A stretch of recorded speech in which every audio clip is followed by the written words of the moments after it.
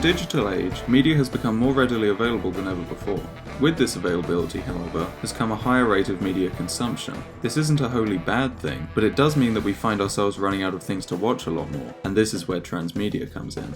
A term coined by Henry Jenkins in 2003, it describes the concept of a story being told across different media platforms. This can be anything from films to novels, comics, and even websites. What this means in practical terms is that fans of a franchise have the means to continue exploring fictional worlds beyond the medium they started with. Take Marvel, for example. In recent years, Marvel films have become ubiquitous in our culture, with each one seemingly eclipsing all other films for a week or so and picking up more fans with each release. Being a fan of a film franchise can only take you so far, however. In TV series tie-ins alone, there are 4 ABC series, 6 Netflix series, and 2 Hulu series, with another 8 coming to Disney Plus in the next 2 years. Moving beyond the MCU, the incalculably vast expanse of comics that have been running since the mid-20th century offers a more complex version of the cinematic universe that adapted it. Not just serving as an alternative world, the comics deepen fans' understanding of the characters and story world that is simplified for mass audiences. Not to mention the ways in which the form of a comic can deepen understanding of characters' internal struggles through medium-specific factors like panel organization and narration.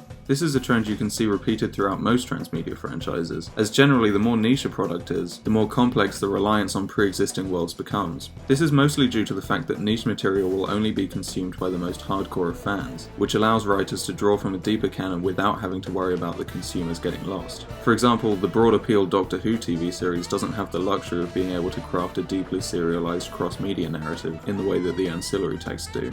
However, this can have downsides. Looking at a Marvel-specific example, the introduction of Gwenpool takes place in a Howard the Duck comic. After this, she was given her own series, but much of her character is tied to this particular comic, meaning that it's a must-read if you want to understand her growth as a character. The story of the comic features both the titular Duck and the Spider-Man villain Black Cat at the heart of the conflict, both in the middle of their own stories. It isn't too hard to understand what's going on, but it does mean that the reader isn't getting the full picture. This highlights the key issue at the core of transmedia storytelling, that being the knowledge barrier that can only really be broken down by excessive exposure to a story world, an exposure that someone only versed in the films isn't going to have. Despite this, I don't believe that this downside outweighs the positives. Transmedia, above all else, presents opportunity. The opportunity to explore a fictional world even after you've exhausted all the more mainstream media in a franchise. With franchises like Marvel and Star Wars, the media trench seems to go infinitely deep, with so much content being produced over the years that it's become practically impossible to run out. This effectively means that thanks to transmedia and the glut of content constantly being produced in so many mediums, fans will never be starved for content in their favourite story world if they look hard enough.